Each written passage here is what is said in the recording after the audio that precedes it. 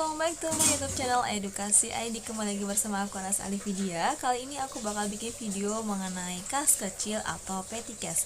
Sebelum masuk ke materi pembahasannya, aku kembali lagi mengingatkan untuk jangan lupa untuk like, subscribe, dan nyalakan lonceng notifikasinya agar kalian tidak tertinggalan updatean terbaru dari channel Edukasi ID. Yuk, tanpa berbasa-basi lagi, langsung saja kita masuk ke materi pembahasannya. Let's go! Di dalam perusahaan, baik perusahaan berskala kecil maupun besar, manajemen finansial adalah unsur penting bahkan krusial. Karena adanya manajemen yang teratur, prospek bisnis akan terlihat dengan jelas. Artinya, dengan adanya manajemen keuangan yang baik, perkembangan perusahaan juga bisa dideteksi dengan benar, termasuk dengan penggunaan kas kecil atau petty cash. Untuk membangun manajemen finansial yang baik, tentunya dibutuhkan sistem yang tepat, termasuk sistem yang memang sesuai dengan regulasi atau budaya di dalam perusahaan yang menggunakannya. Terkait dengan sistem ini, banyak sekali unsur sistematik yang harus digunakan dalam mengelola manajemen finansial. Salah satunya adalah dengan pengaturan kas yang benar. Ini merupakan sistem dalam manajemen finansial yang sangat krusial. Ketika akan melakukan transaksi bisnis, pebisnis tidak selalu mengeluarkan biaya besar, bahkan sekalipun nominal uang yang dibayarkan tidak seberapa, tetapi jumlah produk yang dibeli kadang sangat banyak. Sekalipun demikian, transaksi ini harus dicatat dengan benar, bahkan pembukuan yang dipersiapkan juga harus detail supaya akuntan bisa melakukan analisis tanpa kesalahan. Pembukuan yang berisi catatan transaksi kecil inilah yang disebut dengan kas kecil. Biasanya nantinya data-data akan menjadi rujukan ketika akan melakukan pembayaran biaya operasi perusahaan.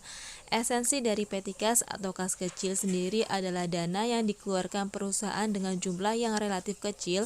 Sesuai dengan namanya, tentunya dana ini akan dikeluarkan untuk pengeluaran-pengeluaran yang nominalnya juga kecil. Salah satu contoh dana yang termasuk kas kecil adalah dana konsumsi rapat. Biasanya petty cash dikelola oleh petugas keuangan perusahaan yang masih fresh graduate atau pemula. Tujuannya sederhana, supaya mereka bisa belajar membuat neraca yang baik dari sistem kalkulasi yang paling sederhana. Tujuan dibuatnya kas kecil petty cash dimaksud ke dalam manajemen keuangan perusahaan didasarkan pada tujuan-tujuan tertentu. Berikut ini adalah tujuan-tujuan yang dimaksud. Tujuan yang pertama, menangani masalah perlengkapan di dalam perusahaan. Tujuan yang pertama adalah untuk menangani masalah pembiayaan perlengkapan atau perbekalan yang terjadi di dalam perusahaan, karena biasanya biaya yang terkait perbekalan usaha relatif lebih kecil dibandingkan biaya yang lain. Karena nominal pembiayaan kecil, tentu pembukuan yang digunakan untuk mencatat transaksi juga khusus. Pembukuan inilah yang disebut dengan petty cash. Tujuan yang kedua adalah mencegah terjadinya alokasi pembayaran. Dengan adanya pencatatan petty cash, tentu kesalahan alokasi pembayaran tidak akan terjadi. Tidak mungkin perusahaan membayar mahal pada biaya transaksi yang kecil atau sebaliknya, karena semuanya terpetakan di dalam pembukuan yang berbeda. Artinya, jika ingin membayar biaya yang kecil, tentu datanya ada di kas kecil, sedangkan jika ingin membayar biaya kebutuhan perusahaan yang besar, tentu datanya harus dilihat di pembukuan yang besar. Dan untuk tujuan yang ketiga adalah meringankan pekerjaan karyawan. Tujuan yang selanjutnya adalah untuk meringankan karyawan di dalam melayani pelanggan. Selain itu, kas kecil juga membantu meringankan tugas karyawan dalam melaporkan kinerjanya kepada relasi bisnis maupun atasan. Karena dengan adanya kas kecil, tentu pemetaan dana yang dikeluarkan menjadi jelas. Itu artinya, analisis untuk bahan laporan juga lebih mudah dan tidak rumit. Tujuan yang terakhir, yaitu tujuan yang keempat, mempercepat penentuan kebijakan insidental. Terkadang atasan mengeluarkan kebijakan insidental atau kebijakan mendadak untuk perusahaan. Dengan adanya kas kecil dan kas besar, tentu analisis pra kebijakan menjadi lebih mudah. Dasar keputusan juga kuat sehingga tidak akan terjadi permasalahan di belakang hari. Artinya kebijakan mendadak yang dikeluarkan memang didasarkan pada data yang ada, sekalipun analisisnya dilakukan dengan cepat dan juga mendadak.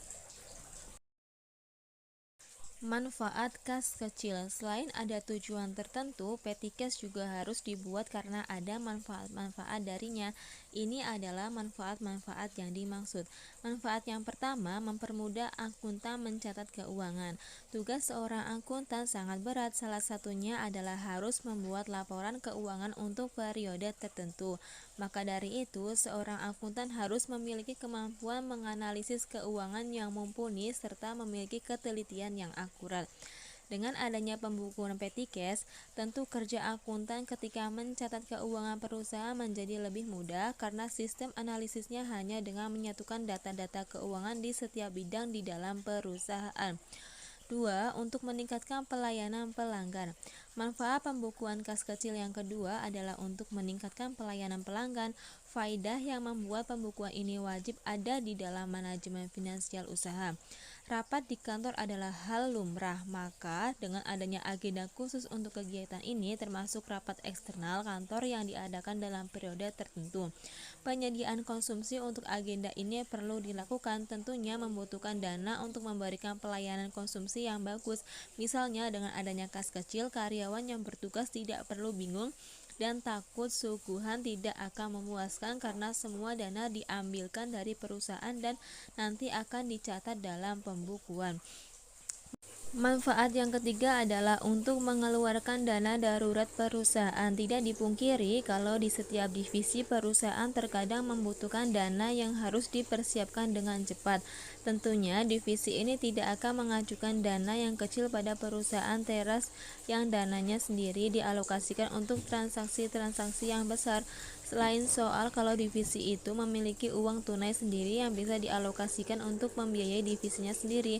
Tak hanya itu, dana yang tercatat di dalam petty cash ini juga bisa diperbantukan pada divisi lain yang kebetulan membutuhkan dana darurat. Selanjutnya ada metode pencatatan kas kecil. Yang pertama adalah metode tetap. Metode pencatatan kas kecil yang pertama adalah metode tetap atau istilah akuntansinya disebut Impress Fund System. Maksud dari metode ini adalah sebuah pembukuan petty cash yang jumlah nominalnya selalu sama. Hal ini biasanya terjadi akibat jumlah dana yang dikeluarkan dengan dana yang dimasukkan sama. Karena itu, saldo kas di dalam petty cash jumlahnya selalu tetap. Dan metode yang kedua adalah metode fluktuasi. Metode fluktuasi adalah metode pencatatan kas kecil yang jumlah nominalnya selalu berubah. Tentunya ini merupakan metode kebalikan dari metode pencatatan petty cash yang pertama, yaitu Impress Fund System atau metode tetap. Metode fluktuasi terjadi karena adanya ketimpangan antara pengeluaran dengan pemasukan, yang mana jumlah uang yang dikeluarkan dengan deposit dana tidak sama, bisa lebih banyak saldo daripada dana yang dikeluarkan ataupun sebaliknya. Materi berikutnya adalah tentang menyiapkan dana kas kecil.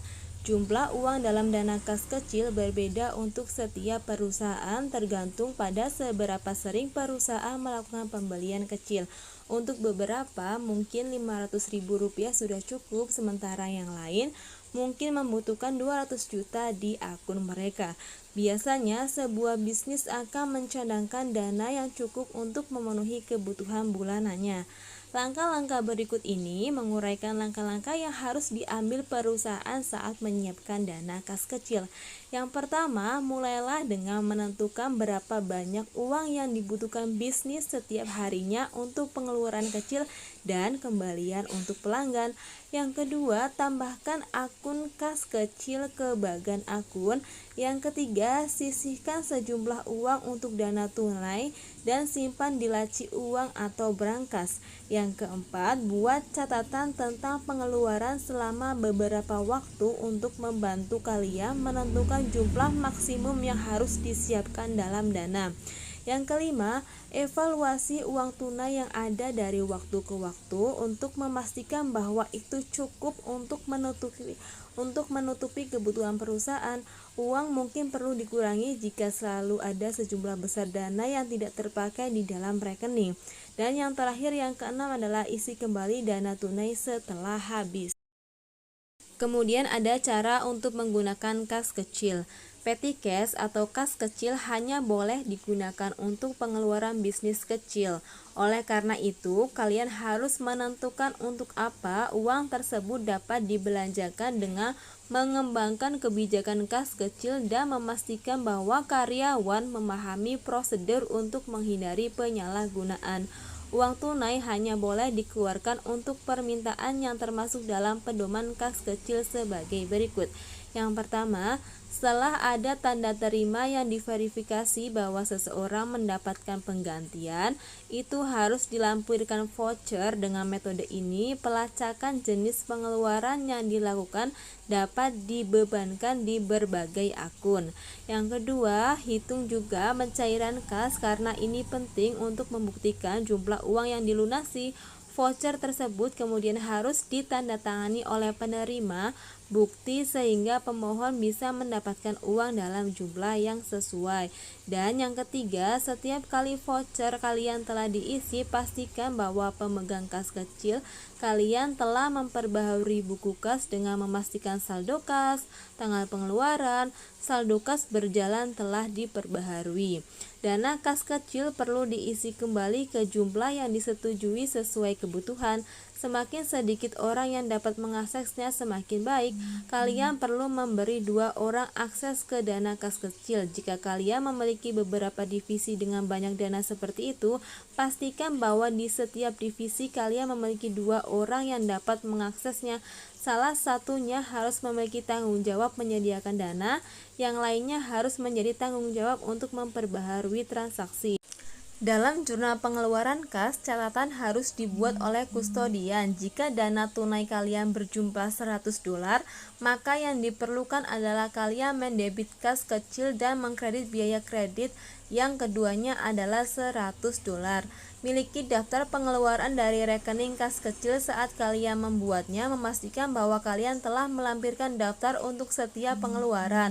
Untuk mendukung transaksi jurnal kalian perlu memastikan bahwa kalian telah mendebit pengeluaran dan di jurnal kas yang kalian miliki. Yang berikutnya adalah menyiapkan catatan transaksi. Saat kalian mulai mencatat berapa banyak yang kalian miliki di kotak kas kecil, pastikan bahwa setiap pembayaran telah dilakukan.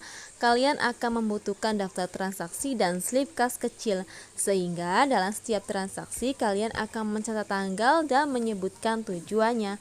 Kalian juga perlu menentukan dan memastikan bahwa transaksi kalian terkait dengan bisnis perusahaan, bukan suatu keharusan untuk melacak perubahan setiap hari, tetapi alangkah lebih baiknya jika dilakukan di setiap penghujung hari. Pastikan kalian telah mencatat jumlah yang ada di laci dana kantor. Materi selanjutnya ada pajak dan kas kecil. Bagian terpenting dari kas kecil adalah proses validasi setiap transaksi. Mendokumentasikan transaksi seseorang adalah cara di mana dokumen bisnis digunakan untuk melacak transaksi. Kalian perlu memiliki catatan yang dapat mendukung pemotongan kalian untuk pengeluaran bisnis kecil.